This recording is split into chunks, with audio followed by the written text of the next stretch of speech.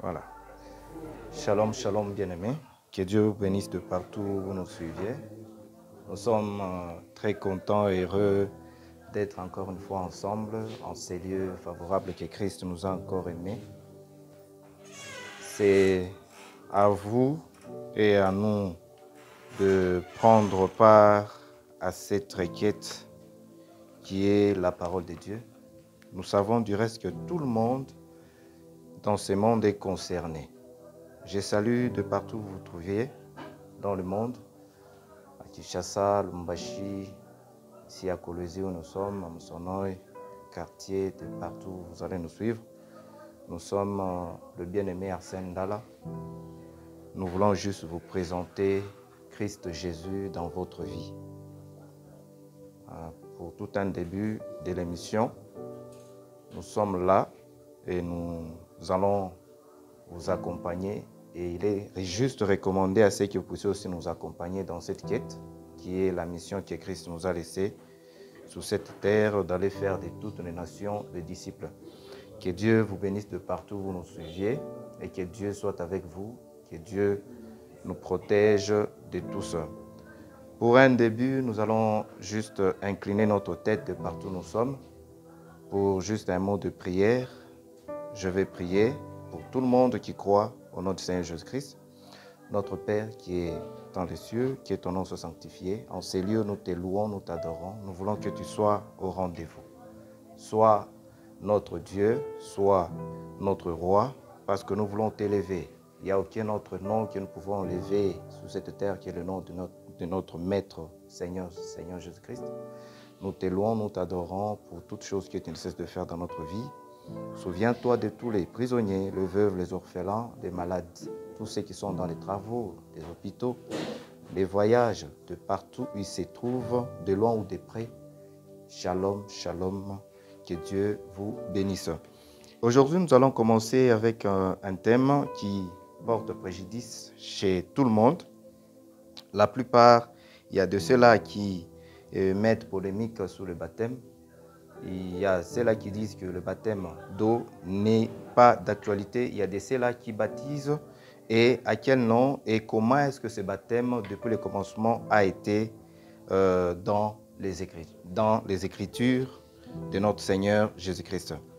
Nous sommes là, nous allons prendre un livre pour un début.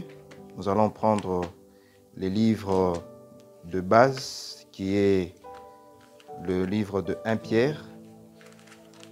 1 Pierre chapitre 3. Prenez vos Bibles à la maison. Invitez si cela est nécessaire afin que la gloire de Dieu vous soit manifeste.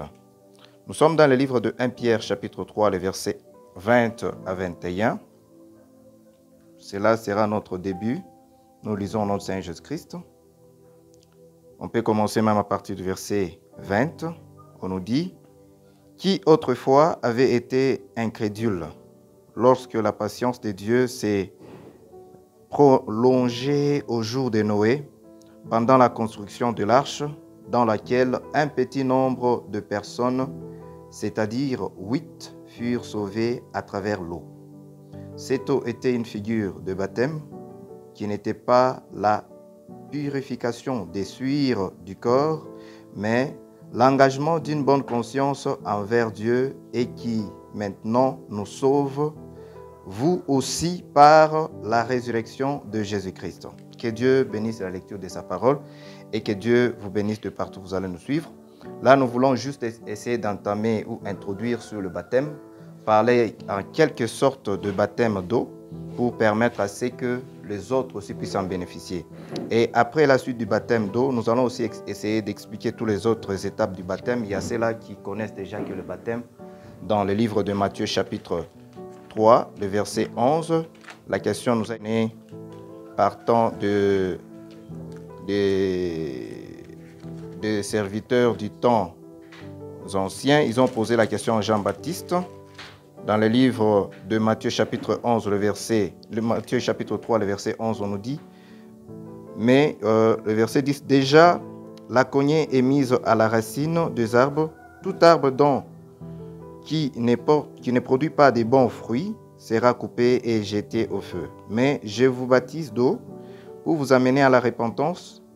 Mais celui qui vient après moi est plus puissant que moi, et je ne suis pas digne de porter ses souliers. Lui, il vous baptisera du Saint-Esprit et de feu. Cette écriture, c'est le bien-aimé Jean qui est en train de vouloir expliquer le baptême que lui était censé apporter. Selon les livres de Malachie chapitre 3, parce que c'était lui le messager qui devait venir baptiser, partant de cela pour introduire Christ dans notre vie. C'est pour dire en d'autres termes que le baptême consiste à introduire Christ Jésus dans notre vie, tel a été parlé par les livres de notre pasteur Pierre, dans les livres de 1 Pierre chapitre 3, celui qu'on vient à peine de lire. Il nous a parlé de la repentance et ce livre est en train de nous interpeller correctement que ce baptême ne consistait pas à ôter le péché de l'esprit comme les autres en pensent aujourd'hui, qu'il n'y a que le baptême de l'esprit. Alors que d'abord, en premier lieu, il fallait que ces baptêmes-là purifient. Il est en train de consister à purifier la chair. Il est en train de ôter le péché qui était attaché à la chair. Ça signifie que la loi. Parce que ici, le livre est bel et bien clair quand Pierre est en train de nous les introduire. Ces baptêmes ne consistaient pas à ôter les souillures. Cette eau, c'était une figure de baptême qui n'est purifiée, donc qui n'est pas la purification des souillures du corps. Pourquoi? Parce que le corps était censé être le lieu d'habitation de notre Dieu. Le corps était censé être le lieu dans lequel Dieu devait passer son adoration. Mais l'homme n'avait pas préféré à ce que ça soit les lieux d'habitation, mais un lieu des démons. C'est pourquoi il y a plusieurs des serviteurs.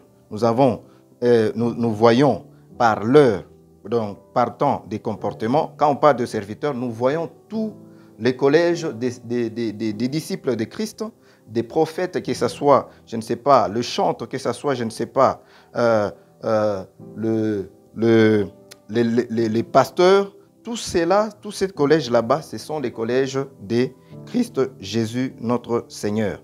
Il nous interpelle juste à aller suivre le baptême, non pas à chercher la purification du corps, mais d'abord, c'était la purification de la bonne conscience. Il fallait que la personne ait une bonne conscience afin d'aller au baptême. Là, nous sommes en train de nous introduire. Pourquoi est-ce que ici, Pierre nous a parlé de la repentance? Parce qu'il a bel et bien souhaité que, d'abord, si la conscience est pure, c'est que la personne saura comment se repentir, saura comment chercher la purification de l'esprit au lieu de chercher la purification de la chair. Parce qu'on est recommandé d'abord à offrir nos corps. Ça, c'était par rapport à la loi.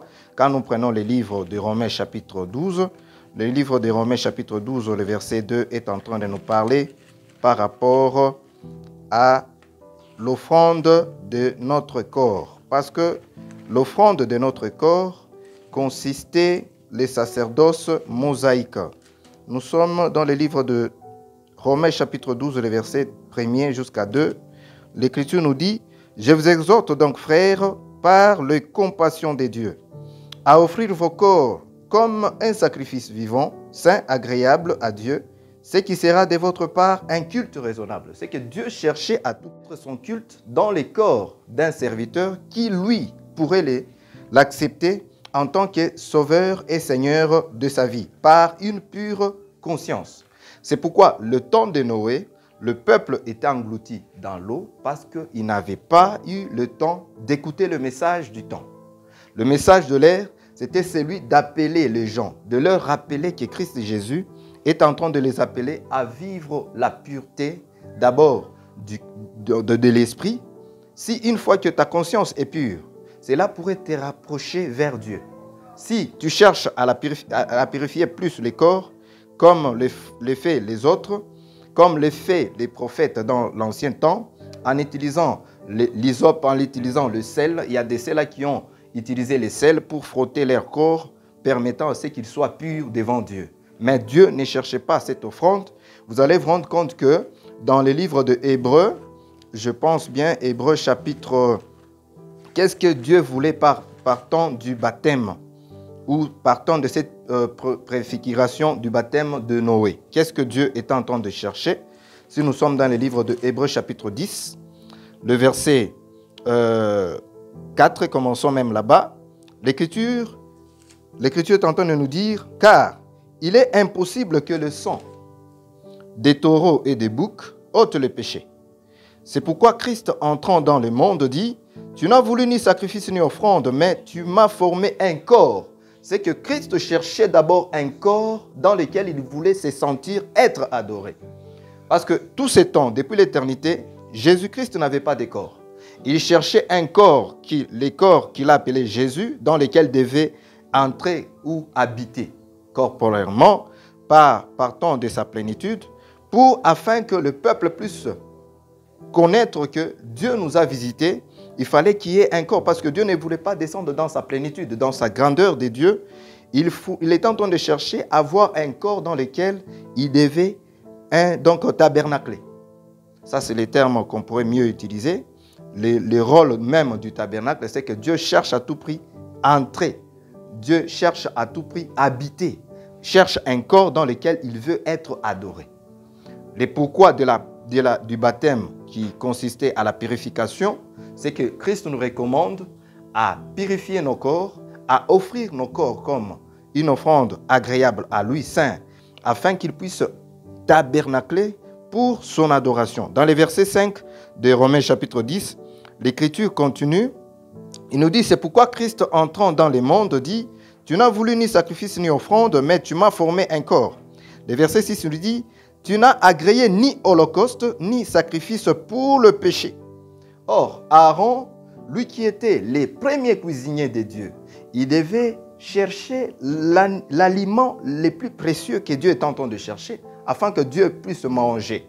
Quand je parle de ce terme-là, c'est que lui étant un souverain sacrificateur qu'on a établi dans la maison de Moïse, lui qui devait préparer le peuple à recevoir Dieu, même lui n'était pas agréable au devant de Dieu. Parce que ce que Dieu voulait, c'est que même lui puisse souffrir, offrir son corps. C'est pourquoi c'est lui qui devait sauver son peuple, c'était celui qui devait s'offrir lui-même, donner son corps, donner sa vie, donner son esprit, son âme. Et c'est ce qu'on nous a recommandé aussi partant des 2 commandements que Christ est parti parler avec le pharisien. Parce que les pharisiens avaient déjà autre connaissance. Pour eux, étant en train de vouloir mettre Christ Jésus en épreuve pour savoir quels étaient les commandements. Pourquoi? Parce que le peuple devait marcher par les commandements pour que Christ puisse les agréer. J'étais en train de parler comme suite. La première des choses, c'est que Christ nous recommande pour le baptême d'eau, c'est que le baptême préfigurait d'abord non pas la purification du corps. Si toi tu es parti pour purifier ton corps, tu es en train de mal le faire. Pourquoi? La première des choses, on nous recommande ici d'abord d'avoir un esprit pur. La conscience interpelle l'engagement. C'est que quand on veut s'engager à quelque chose, c'est comme qui dirait que tu veux entrer à KCC. La première des choses, tu dois d'abord présenter quelque chose qui te représente, quelque chose qui est en train de t'identifier correctement pour que les engagements puissent mieux se dérouler. Tu ne peux pas entrer à KCC sans pour autant passer par les interviews, ce qui pourra être de toi une présentation afin qu'on puisse te léguer des données ou soit on puisse te léguer les tenues et toute autre chose qu'on sort. C'est qu'ici, Christ voulait faire son entrée dans le monde, mais avant qu'il ne puisse entrer dans le monde, il cherchait un corps qui pourrait s'offrir lui-même. Un corps qui pourrait rien refuser de ce que lui-même pourrait dire. Un corps qui pourrait rien refuser de Noé. Parce que Noé, quand il était en train de prêcher, il s'est rendu compte en prêchant, il ne prêchait pas aux hommes qui avaient des oreilles, parce qu'Israël n'avait pas l'oreille. Amen. C'est que Christ, nous aurons afin d'expliquer toutes ces choses dans les jours à venir, parce qu'il y a beaucoup de choses qu'on aurait à vous parler. Par exemple, si nous prenons les livres des Actes, prenons d'abord le livre des Actes pour comprendre ce que les disciples, dans les œuvres de Christ en eux est en train d'agir. Actes chapitre 26, le verset 20, l'Écriture nous dit « Assez de Damas d'abord, puis à Jérusalem, dans toute la Judée et chez les païens, j'ai prêché la repentance et la conversion à Dieu, avec la pratique d'œuvres dignes de la repentance. » C'est que d'abord, c'est nous pousser à aller trouver notre conscience. La repentance nous pousse à aller trouver notre conscience afin que Christ nous trouve purs. Si la conscience n'est pas pure, c'est que Christ pourra mieux nous rejeter. Christ va rejeter son peuple. Christ va te rejeter, même de là où tu es. Si tu n'as jamais trouvé le baptême d'eau, si tu n'as jamais confessé de ton péché, si tu n'as jamais trouvé une place pour Dieu dans ta vie, sache qu'une seule chose, que tu n'hériteras pas le royaume de Dieu. Pourquoi je dis ça? Parce qu'il y a Salomon qui nous a écrit aussi dans les livres de Proverbes, chapitre 28, dans son verset 13. Là, nous sommes en train juste de nous introduire. Nous sommes en train de nous introduire. 28,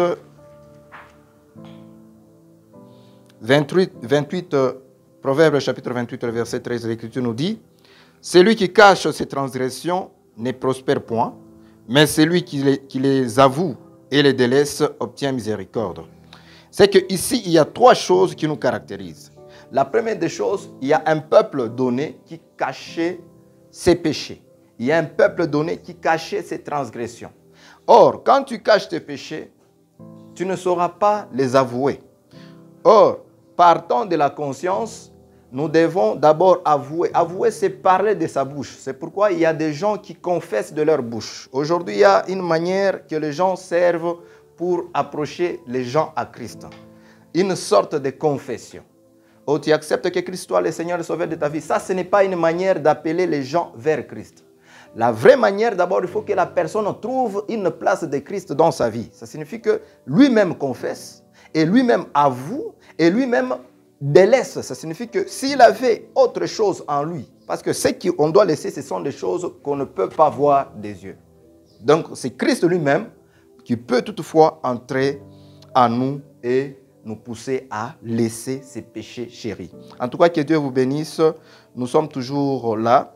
Nous vous souhaitons bon appétit de partout où vous allez nous suivre. Nous voulons que vous soyez toujours connectés, branchés, likés. Et essayez aussi de laisser des commentaires partout là où il y a eu quelque chose qui n'allait pas. S'il y a des questions, essayez aussi de nous laisser dans notre page des commentaires. Que Dieu vous bénisse. Kanisa hii attention, watu wengi kazi zao ni kudekuraje kweli wengine. Pengine ni wewe mama, ubaguzi wa makabila, acha kugawanya watu, acha tamaa ya pesa, acha kudekuraje wengine kwenda mbele, acha kuleta mafunzo, acha kweli ni wewe mama, ni wewe